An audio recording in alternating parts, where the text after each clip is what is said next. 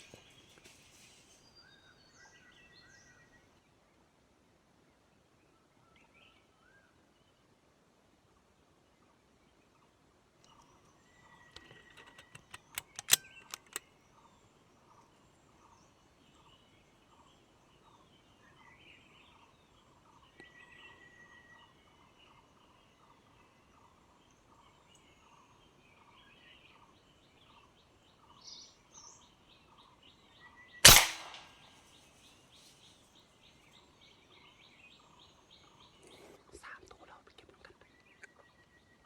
พุ่นเนาะบนยิงตกมารวม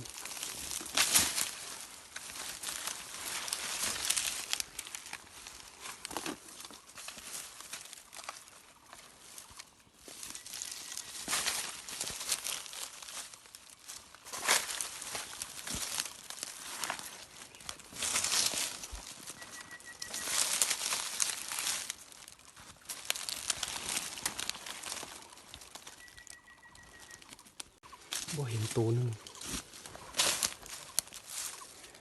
จอบได้2 ตัวแต่เขายิง3 ตัวตัวนึงบ่เห็นน่าจะไปตายบนอื่นนี่อันนี้เป็นบอลที่เขายิงสุดแล้วเนาะ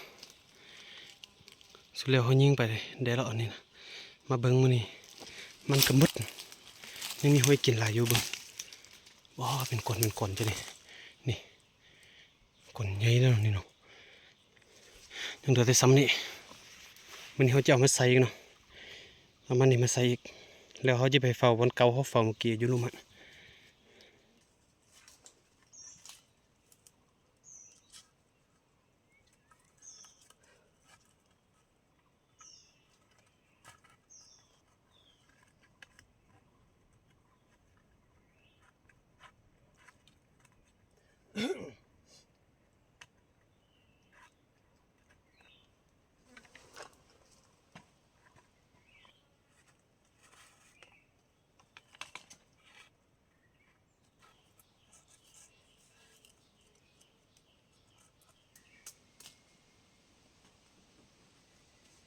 เสียแบบนี้ไปซะบ่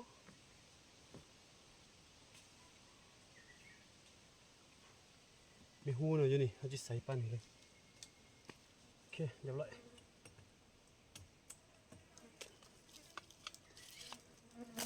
เดี๋ยวนี้เขาจะกลับไปเฝ้าอ้อยบนเขาอ้อยอยู่ทั้งลุมเนาะบนอ้อยทั้งลุมมือเสาเนี่ยเขายิงได้3 ตัวแล้วเขายิงทั้งหมด4 บาทแต่ว่าบาทหนึ่งอันซกบ่เห็นเนาะได้แค่3 ตัวกลับไปเบิ้งยูรุมหันอีกเดี๋ยวนี้ไปเฝ้ายูรุมได้เวลากินข้าวเนาะ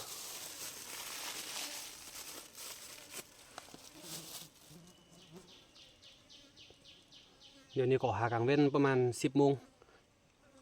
มื้อเช้าเนี่ยเขามาได้5 โมงตอนเช้าแล้วมายิงบนเทิงจะยิงตอนเช้า4 บาทแต่ว่าไปซกได้แต่3 ตัว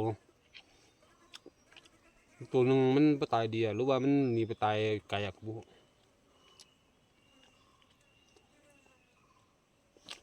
เดี๋ยวจังหน่อยกินเขาวแล้วตอนแรกเขาจะเฝ้ามันเกาอีกมันตัวยังเดือดแต่น้อยเดียวมันตัวเขาย้อนก่อนมือซึ้นบอกเขามันยิงคลิปหนึ่งคลิปลงไปก่อนหันมือซึ้นเขาไปยิงอยู่ตัวเทิงแล้วตัวเขาไปอ้อยเสมาเกียนแล้วก็คลิปนี้เขามาแล้วก็คลิปนี้เขามันยิงอยู่ทั้งนี้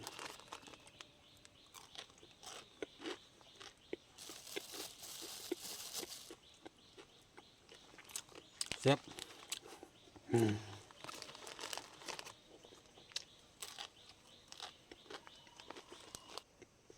เจ้านี่เจ้าปนสมักแขนแล้วกินกับอยู่ปลาเนี่ยแซ่บกินกับอย่างแซ่บเขากับอะไรยังแซ่บเนาะ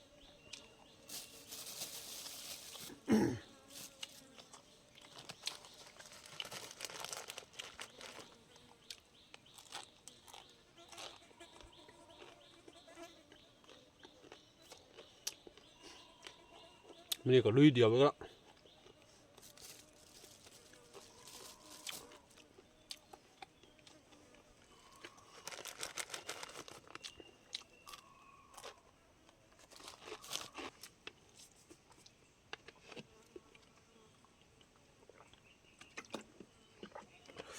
ถ้าเบิ้งถ้ารุ่นเบิ้งเนาะ ถ้าเบิ้งตอนแรกเบิ้งจักหน่อยเขาจะขึ้นไปเฝ้าอยู่บนเก่าบนเขายิงเมื่อกี้ตอนเช้าเนาะกินข้าวกินน้ำอิ่มเรียบร้อยแล้วถ้ารุ่นเบิ้งตอนแรกมันบาดเจ็บได้จักตัวเองเนาะ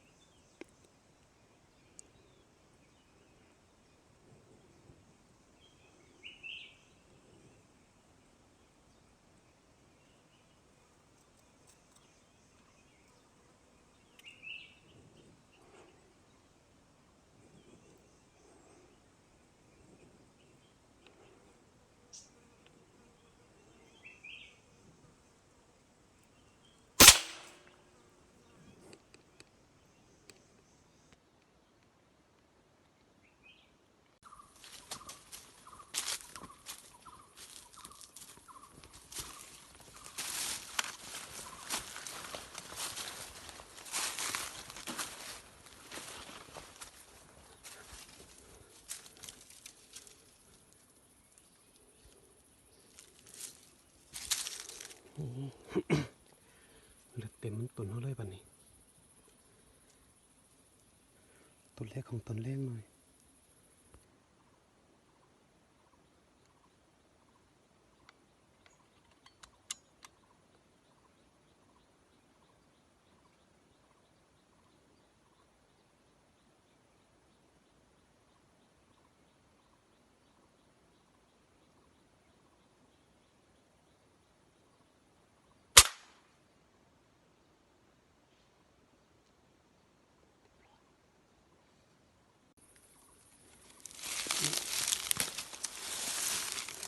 แกมที่สองของตอนแรกมานี่หน่อยนี่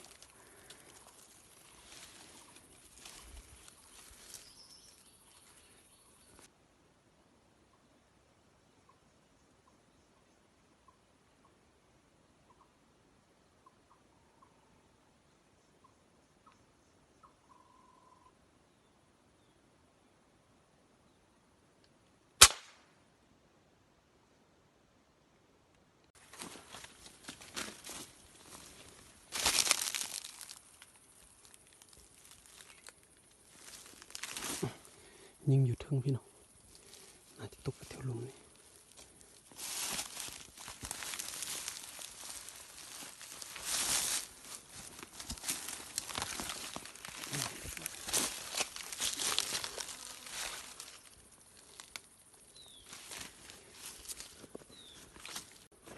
เบิ่งมันเก่านี่แหละคือสาเหตุที่มันบ่เข้าเนาะจนมืดแล้วมันตนเดี๋ยวไปซ้ำนี่เขามายิงวันนี้นี่เดี๋ยวนี้เขาจะเอาไม้นี่ใส่แล้วก็อีกประมาณตามที่ท่านเนาะประมาณ30 มื้อก็ค่อยมายิงอีกที่หอยสักวันอีกเนาะโอเคใส่เรียบร้อยแล้ววันนี้สั้นวันนี้นี่เขาอ่อนไม้มาใส่แล้ว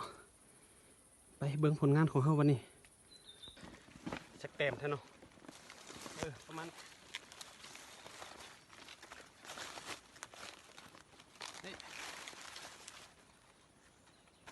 อันนี้ตัวมือเศร้านี่เนาะนี่นะตัวมือเลี้ยงนี่อีก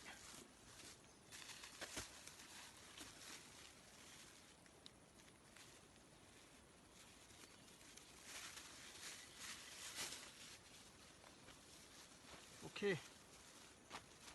แล้วก็ตอนแรกนี่เขายิงพัดอีกบ้านหนึ่งอีกว่ามือนี่ก็ได้6 แต้มแล้วหมานอยู่ไว้เทื่อหนาวค่อยมาเจอกันเองเนาะอันนี้ก็มันมืดแล้ว